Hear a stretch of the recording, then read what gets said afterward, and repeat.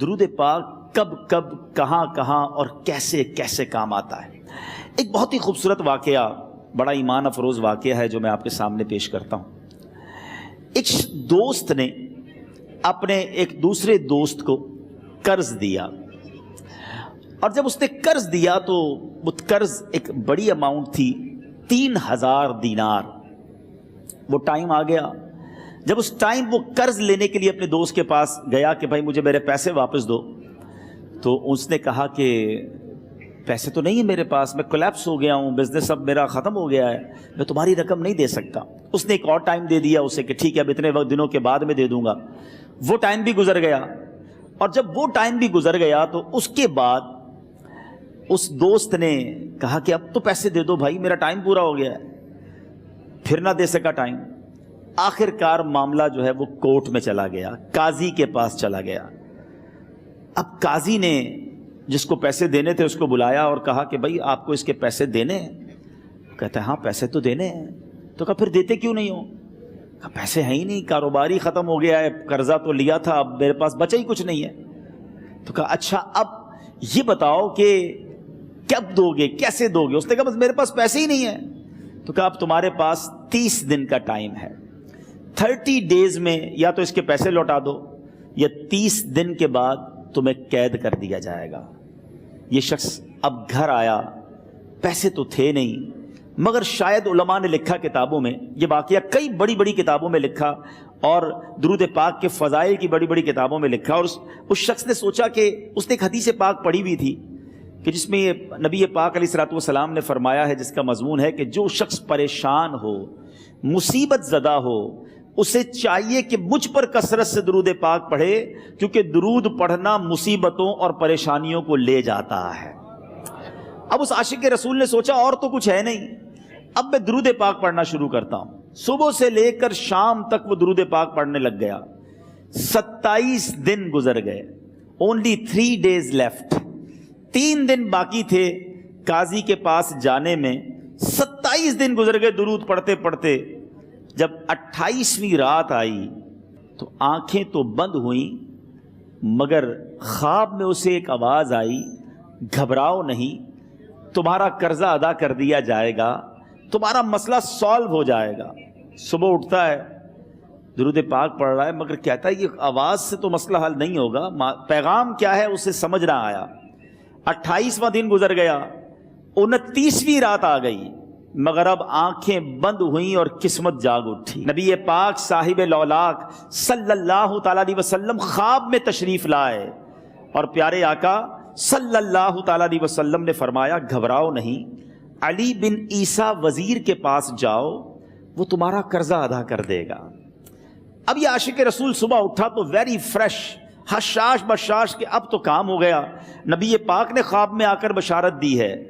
مگر پھر ذہن میں سوال آیا کہ علی بن عیسیٰ کے پاس جاؤں گا تو ثبوت کیا ہے، پروف کیا ہوگا؟ میں جا کر اس کو کہوں گا کہ میرا قرضہ دے دو تو ایسے تو قرضہ نہیں دے دینا، اور میں نے اس کو کہا کہ مجھے نبی پاک نے خواب میں کہا ہے، اور اس نے اگر مجھ سے کوئی نشانی مانگی تو میں نشانی کیا دوں گا؟ آخری دن تھا، 29واں دن تھا، وہ بھی درود پڑھتے پڑھتے گزر گیا۔ 30th نائٹ آ گئی، صبح وہ دن ہے جب عدالت میں جانا ہے۔ اب اس رات پھر نبی پاک علیہ الصلوۃ والسلام خواب میں تشریف لائے، اور آقا علیہ الصلوۃ والسلام نے فرمایا کہ علی بن عیسیٰ وزیر کے پاس جاؤ، وہ تمہارا قرض ادا کر دے گا۔ کہ حضور چلا تو جاؤں گا، لیکن اگر وزیر نے مجھ سے کوئی نشانی طلب کی تو میں کیا جواب دوں گا؟ پیارے آقا علیہ الصلوۃ والسلام نے کمال کا ارشاد فرمایا کہ علی بن عیسیٰ سے کہنا کہ تم روزانہ فجر کی نماز کے بعد 5000 بار درود پاک پڑھتے ہو، یہ راز فقط تم جانتے ہو اور تمہارا رب جانتا ہے۔ اب یہ جب صبح اٹھا تو ایک نشانی بھی مل چکی تھی۔ عدالت میں جانے سے پہلے وزیر کے دربار میں پہنچ گیا، اسے یہ ڈر تھا کہ آج پیسے نہ لوٹائے تو سزا ہو سکتی ہے۔ جب وزیر کے دربار میں پہنچا تو وزیر اپنے مشیروں کے ساتھ بیٹھا تھا۔ کہا مجھے آپ سے بات کرنی ہے۔ کہا بتاؤ کیا بات کرنی ہے؟ کہا میں ایک پیغام لایا ہوں آپ کے لیے۔ اچھا کس کا پیغام لائے ہو؟ کہا میں نبی پاک جناب محمد مصطفیٰ صلی اللہ تعالیٰ علیہ وسلم کا پیغام لایا ہوں۔ وہ عاشق رسول وزیر تھا، کہتا بتاؤ میرے آقا نے کیا پیغام دیا ہے؟ کہ حضور میں 3000 دینار کا مقروض ہوں، آج آخری دن ہے اور میرے آقا نے مجھے بشارت دی ہے کہ آپ سے کہوں کہ آپ میرا قرض ادا کر دیجئے۔ علی بن عیسیٰ کہتا ہے کوئی ثبوت ہے آپ کے پاس؟ ہے کوئی دلیل بھی ہے آپ کے پاس؟ میں کیسے مان لوں کہ آپ کو نبی پاک علیہ الصلوۃ والسلام نے بھیجا ہے؟ عاشق رسول کہتا ہے خالی ہاتھ نہیں آیا، میرے آقا نے مجھے دلیل بھی عطا فرمائی ہے، مجھے ایک ایویڈنس بھی دیا ہے، اور پروف یہ ہے حضور کہ آپ روزانہ صبح فجر کی نماز کے بعد نبی پاک صلی اللہ تعالیٰ علیہ وسلم کی بارگاہ میں درود و سلام کا نذرانہ پیش کرتے ہیں۔ جب تک 5000 کا عدد پورا نہیں ہوتا آپ اس وقت تک کسی اور سے بات نہیں کرتے، اور اے وزیر صاحب یہ راز صرف آپ کو پتہ ہے اور آپ کا رب جانتا ہے۔ اللہ اکبر۔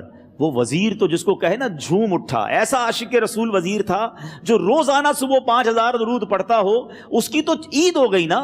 وہ کہتا ہے مرحبا یا رسول اللہ، میرے آقا نے میرے درود قبول کر لیے، اس سے بڑھ کر میرے لیے سعادت کیا ہوگی۔ اب یہ وزیر اپنے سیٹ سے اٹھتا ہے، اپنے کمرے میں جاتا ہے، تھوڑی دیر بعد واپس آ کر اس عاشق رسول کے ہاتھ میں 3000 دینار رکھ کر کہتا ہے حضور پہلے 3000 دینار تو نبی پاک کا حکم کی میں ادب سے بجا لاتا ہوں، میرے آقا نے جو حکم فرمایا یہ 3000 دینار آپ کو پیش کرتا ہوں، حضور ایک اور 3000 دینار لیجئے۔ میرے گھر آپ آئے، اتنی اچھی خبر سنائی، آپ نے قدم رنجا فرمایا، یہ 3000 اس کا نذرانہ ہے، اور ایسا کیجئے 3000 اور لیجئے، اس سے اپنے بچوں کے لیے کچھ چھوٹا موٹا کام شروع کیجئے، اور ایک وعدہ کر کے جائیے آج کے بعد زندگی میں آپ کو جب بھی کوئی کام پڑے میں آپ کا بھائی ہوں، مجھے یہ خدمت کا موقع دیجئے گا۔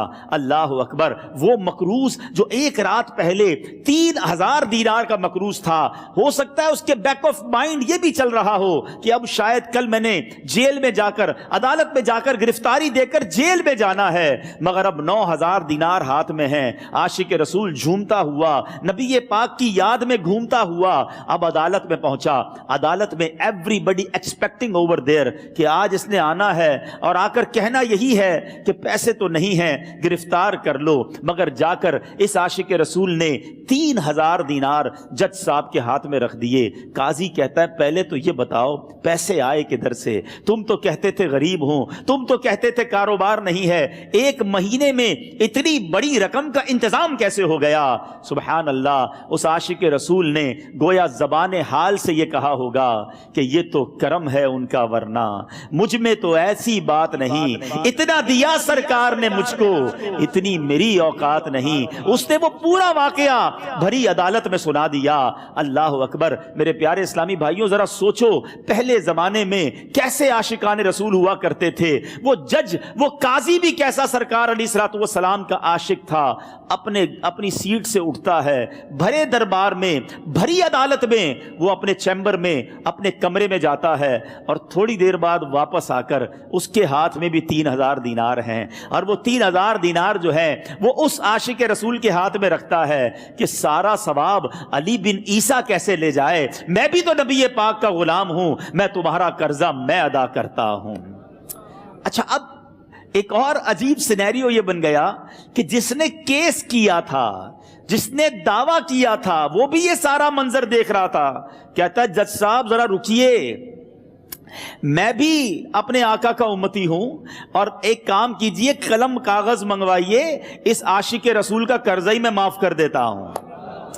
اچھا، اب عاشق رسول نے وہ واپس 3000 دینار جو جج صاحب نے دیے تھے وہ واپس جج صاحب کو دیے کہ حضور یہ پیسے آپ ہی رکھ لیں، قرضہ ہی معاف ہو گیا، اب آپ کے پیسے کا میں نے کیا کرنا ہے؟ جج صاحب کہتے ہیں جو پیسے نبی پاک کے نام پر نکالے ہیں اب مجھے واپس نہیں چاہیے، یہ بھی تم اپنے ساتھ لے جاؤ۔ اللہ اکبر۔ میرے میٹھے اسلامی بھائیوں، وہ عاشق رسول ایک رات پہلے 3000 دینار کا مقروض ہے، اب 12000 دینار لے کر گھر کو واپس جا رہا ہے۔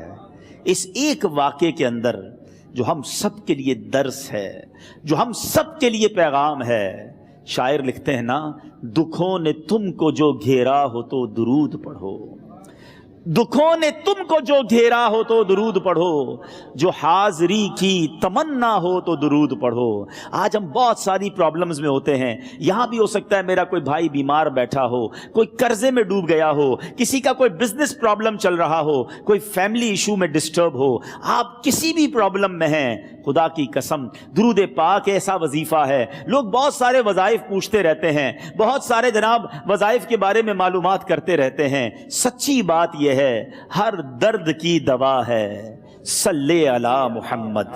ہر درد کی دوا ہے صلی علی محمد. تعویذ ہر بلا ہے صلی علی محمد.